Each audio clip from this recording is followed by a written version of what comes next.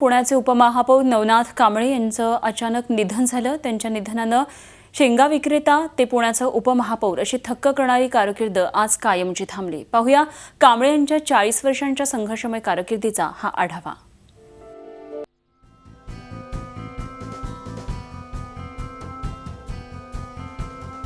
पुण्याचे उपमहापौर नवनाथ कांबळे यांच्या निधनाची बातमी कळल्यानंतर रुबी हॉस्पिटलमध्ये अशी गर्दी झाली होती। ही गर्दी म्हणजे कांबळे यांच्या आजवरच्या सामाजिक कार्याची साक्षच म्हणायला हवी। दुष्काळ आणि हालाखीची परिस्थिती यामुळे विठ्ठल कांबळे 1972 मध्ये कुटुंबासह मराठवाड्यातून आळंदीला आले। आळंदीमध्ये ज्ञानेश्वर महाराज समाधी मंदिराच्या मागे उघड्यावर हे कुटुंब राहत होतं। त्यावेळी नवनाथ कांबळे आईबरोबर शेंगा विकायचे। पुढे आळंदीतून हे कांबळे कुटुंब पुण्यात आलं। पुण्यात आले तरी परिस्थिती हालाखीचीच होती।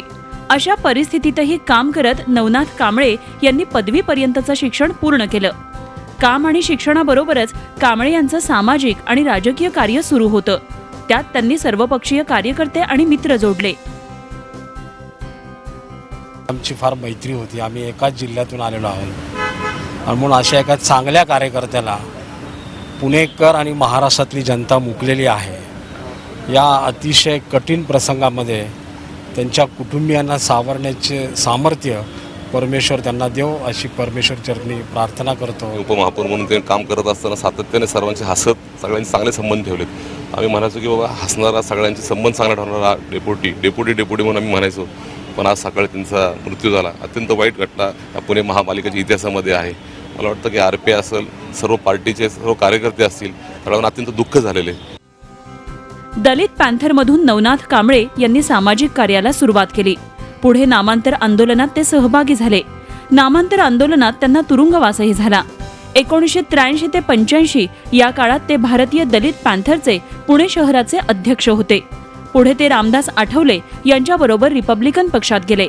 1990 ते 95 या काळामध्ये नवनाथ कांबळे RPIच्या आठवले गटाचे शहर अध्यक्ष होते। 1997 मध्ये पहिल्यांदा ते नगरसेवक झाले।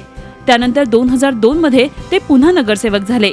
दुसऱ्यांदा नगरसेवक झाल्यावर ते शहर सुधारणा समितीचे अध्यक्ष झाले। 2017 मध्ये तिसऱ्यांदा ते नगरसेवक झाले। त्यावेळी नवनाथ कांबळे यांच्या रूपानं RPIला प्रथमच पुण्यात उपमहापौर पद मिळालं। या कारकिर्दीत कांबळे यांनी अनेक कार्यकर्ते जोडले, अनेक कार्यकर्त्यांना उभं केलं, त्यांची कारकीर्द घडवली। नवनाथ कांबळे हे तसे बहुआयामी व्यक्तिमत्व। त्यांनी सातत्याने इतर जाती धर्मातल्या कार्यकर्त्यांना प्रोत्साहन देण्याचं काम केलं आणि बाबासाहेब आंबेडकरांच्या चळवळीवरती निश्चिम असं प्रेम केलं। कांबळे साहेब यांच्या निधनाने तमाम बहुजन समाजाचं, विशेष करून आंबेडकरी चळवळीचं आतुनात नुकसान झालेलं आहे। दलित पॅन्थरच्या शाखेचं माझं उद्घाटन नवनाथ कांबळे साहेबांनी केलं। मी त्यांच्या अध्यक्ष असताना त्यांच्या हाताखाली आम्ही काम केलेले। असा एक चळवळीतला कार्यकर्ता कुठंतरी आज चांगलं काम व्हावं, अनेक कार्यकर्त्यांना एक संधी मिळावी या भूमिकेतून एक चांगलं वातावरण असताना अचानकपणे ज्या पद्धतीने निसर्गाने घाला घातलेला आहे, त्यामुळं तमाम आंबेडकरी चळवळीतल्या कार्यकर्त्याचं फार मोठं नुकसान झालेलं आहे। पुणे शहराचा RPIचा वाघ या ठिकाणी आमच्यातून निघून गेला, हा हे फार मोठं दुःख, हे कुणालाही पेलवणार नाही। या ठिकाणी अत्यंत सामान्य कार्यकर्त्यांवर प्रेम करणारा कार्यकर्ता हा आज आमच्यातून निघून गेला। जवळपास 40 वर्षांच्या सामाजिक आणि राजकीय कारकिर्दीत नवनाथ कांबळे सतत समाजासाठी झगडत होते।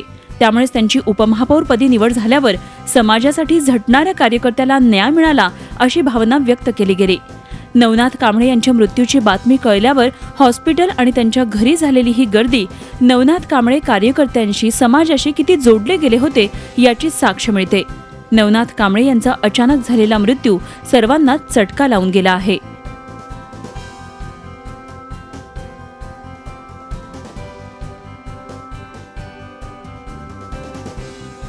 नितीन पाटणकरसह bureau report, Zee Media, Pune. Zee 24 तास रहा एक पाऊल पुढे।